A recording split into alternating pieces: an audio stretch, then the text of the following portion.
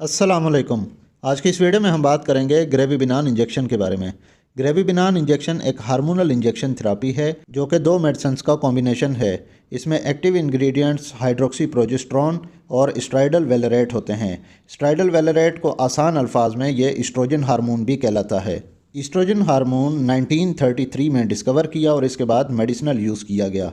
और अगर हम हाइड्रोक्सी प्रोजेस्टेरोन हार्मोन की हिस्ट्री देखें तो यूनाइटेड स्टेट्स में 1953 में इसको इंट्रोड्यूस करवाया गया और 1954 में इसको मेडिकल यूज़ में इस्तेमाल किया गया। अगर हम बात करें ग्रेविबिनान इंजेक्शन के इंडिकेशंस यूजेस इसके इस्तेमालात के बारे में, तो जिन ख़वातीन में मिसकैरेज होने के बहुत ज़्यादा चांसेस होते हैं या प्रेगनेंसी थ्रेटनिंग होती है, यानी कि वो किसी भी टाइम मिसकैरेज होने के ख़तरे में होती है, तो ऐसी सूरत में ग्रेविबिनान इंजेक्शन का इस्तेमाल करवाया जाता है। मिसकैरेज होने की बहुत सारी वजूहात होती हैं, लेकिन कुछ वजूहात मैं बयान कर देता हूँ, जिसमें प्रेग्नेंट वुमेन का वज़न बहुत कम होना, जिसमें वेरी लो वेट, और दूसरी वजह इसकी ओबेसिटी, मोटापा भी इसकी वजह से भी मिसकैरेज होने के बहुत सारे चांसेस होते हैं। और इसके अलावा जो ख़वातीन अल्कोहल कंजम्पशन करती हैं, अल्कोहल कंजम्पशन या तो वो किसी ड्रिंक्स की सूरत में कर रही हों या शराब की सूरत में कर रही हों, या वो फीमेल्स जो स्मोकिंग करती हैं तो स्मोकिंग की वजह से भी मिसकैरेज हो सकता है। इसके अलावा जिन ख़वातीन में, जिन फीमेल्स में एनीमिया यानी कि खून की कमी हो,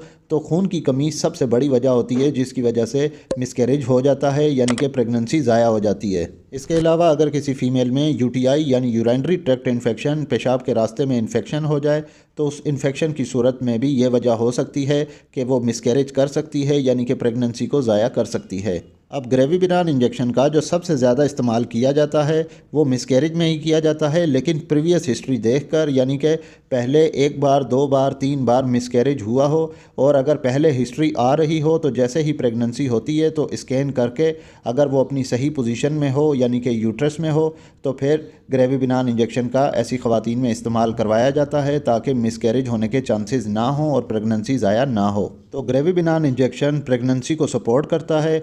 जो यूट्रस यानी कि बच्चेदानी होती है, जो उसकी लिनिंग होती है यानी उसकी तय होती है, उसको मजबूत करता है, उसको मोटाई करता है, जिससे प्रेगनेंसी ज़ाया होने के चांसेस बहुत कम हो जाते हैं। अक्सर गायनोकोलॉजिस्ट, फिजिशियन, डॉक्टर्स कह देते हैं कि ये बच्चे की ग्रोथ करवाता है, तो ग्रेविबिनान इंजेक्शन के बारे में ये गलत कहा जाता है। ये मिसकंसेप्शन है। ये इंजेक्शन बिल्कुल भी ग्रोथ नहीं करवाता, बल्कि यूट्रस यानी बच्चेदानी को सपोर्ट करता है, जिससे यूट्रस की दीवारें, तहें मोटी हो जाती हैं और मिसकैरेज के चांसेस बहुत कम हो जाते हैं।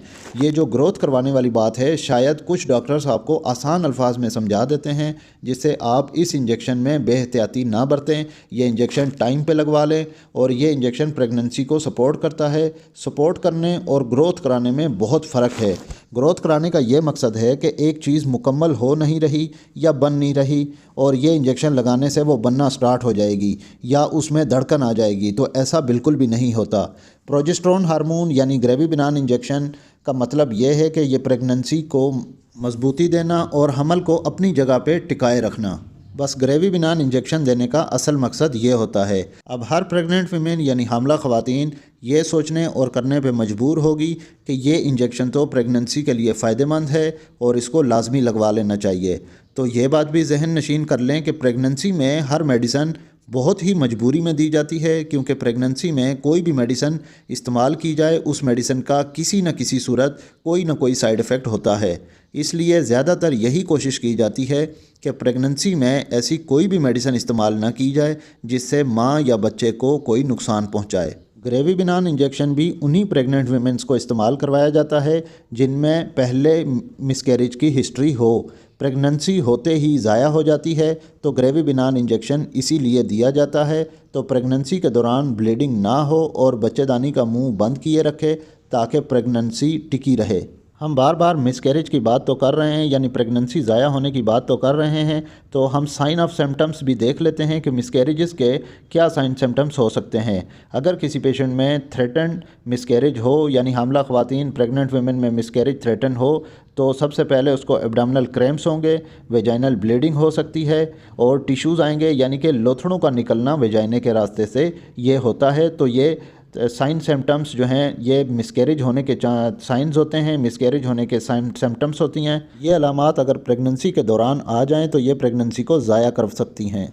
और ये बात भी जहन नशीन कर लें कि अगर मिसकैरेज की पहले कोई भी हिस्ट्री नहीं है या इसके अलावा थ्रेटेंड प्रेगनेंसी यानी कि प्रेगनेंसी ज़ाया होने का कोई भी ऐसा ख़तरा नहीं है तो इस इंजेक्शन की कोई ज़रूरत नहीं है।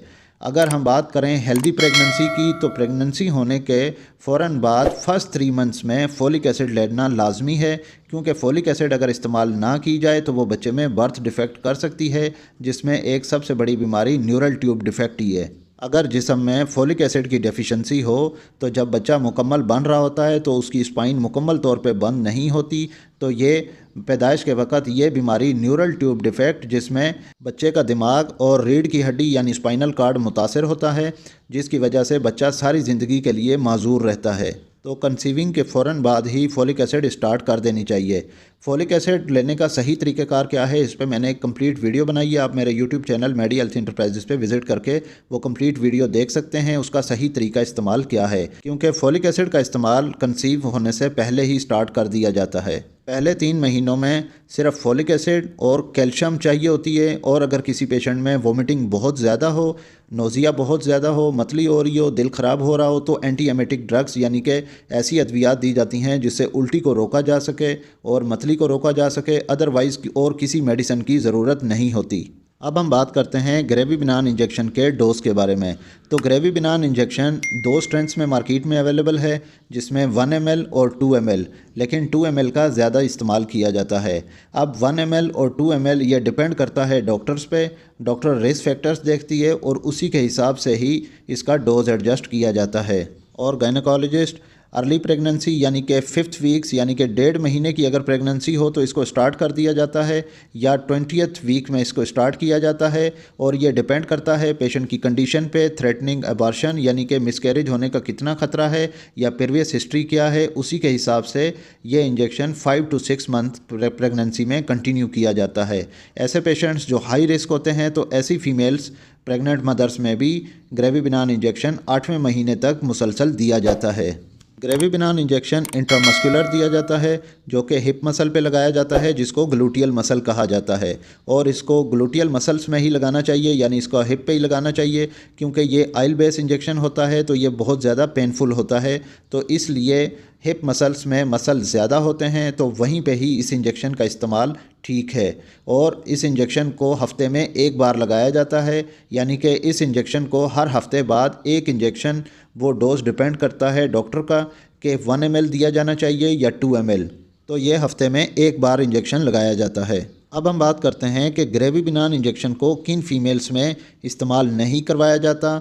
ऐसी पेशेंट्स जो ब्रेस्ट कैंसर के साथ हों, जिनको कैंसर की बीमारी हो, तो उन पेशेंट्स में ग्रेविबिनान इंजेक्शन बिल्कुल भी इस्तेमाल नहीं करवाया जाता। इसके अलावा ऐसी पेशेंट्स जो लिवर डिजीज़ के साथ हों, यानी जिगर की बीमारी में मुब्तला हों, या उनको जॉन्डिस यानी कि पीलिया हो, तो ऐसी फ़ीमेल्स में भी ग्रेविबिनान इंजेक्शन का इस्तेमाल नहीं करवाया जाता। और इसके अलावा ऐसी पेशेंट्स जिनका ब्लड प्रेशर हाई होता हो, तो ऐसी पेशेंट्स में भी ग्रेविबिनान इंजेक्शन मोस्टली एडवाइस नहीं किया जाता और इसको अवॉइड किया जाता है।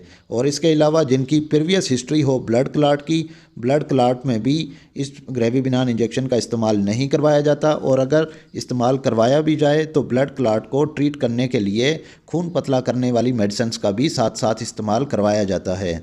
ग्रेविबिनान इंजेक्शन के कुछ साइड इफ़ेक्ट्स भी हैं, जिसमें जिस जगह इंजेक्शन लगाया जाता है, यानी कि ग्लूटियल मसल्स में भी अगर इंजेक्शन लगाया जाता है तो ये इंजेक्शन साइड पेन करता है। जैसा कि मैंने पहले ही बताया कि ये इंजेक्शन थिक होता है और ये ऑयल बेस यानी कि ऑयली होता है, तो ये पेनफुल होता है, तो ये इंजेक्शन साइड पेन कर सकता है। इसके अलावा कुछ फ़ीमेल्स में इसमें मूड स्विंग होती है, यानी कि बहुत ज़्यादा चिड़चिड़ापन भी हो सकता है और सर में दर्द की शिकायत भी हो सकती है। और इसके अलावा कुछ फ़ीमेल्स में एक्सट्रीमिटीज़ नमनेस यानी कि टांगों में सुइयां सी चुभने की शिकायत हो सकती है। और इसके अलावा कुछ पेशेंट्स में स्लीपिंग डिसऑर्डर, नींद में खलल हो सकता है और डार्क यूरिन की भी शिकायत हो सकती है, यानी कि यूरिन का जो कलर है वो डार्क हो जाता है। अगर हम बात करें ग्रेविबिनान इंजेक्शन की प्राइस के बारे में, तो 2 ml का इंजेक्शन 435 रुपीज़ का है और 1 ml का इंजेक्शन 239 रुपीज़ का है। ये वीडियो आपको कैसी लगी कमेंट करके लाजमी बताइएगा। इस वीडियो को लाइक कीजिएगा और अगर आप मज़ीद ऐसी वीडियोस देखना चाहते हैं तो ऐसी वीडियोस देखने के लिए मेरे यूट्यूब चैनल मेडी हेल्थ इंटरप्राइजेज़ को सब्सक्राइब कर लें और साथ ही बेल आइकन का बटन ऑन कर लें, ताकि हर नए आने वाली वीडियो का नोटिफिकेशन आपको मिल सके। तो मिलते हैं नेक्स्ट वीडियो में, तब तक के लिए अल्लाह हाफ़िज़।